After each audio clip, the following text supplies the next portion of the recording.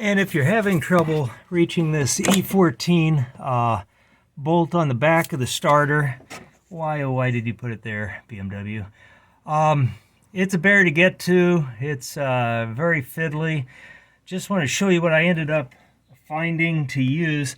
I ended up got a fairly cheap Harbor Freight swivel head 3/8 inch ratchet, which will give me the right angle.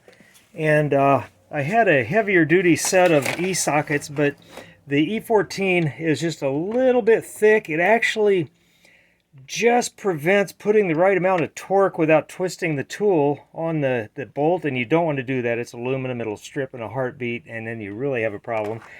So I got this cheap set, which I've had, I just keep it in the car, and its socket's just a little bit skinnier, and that allows me to get the socket all the way seated on the if I can get the camera on it here, I can get the socket seated on the bolt entirely, enough to actually turn it, which makes life good. So basically that's what I ended up using. There's others who have done other ways, but just if you're having trouble, maybe that'll help you out.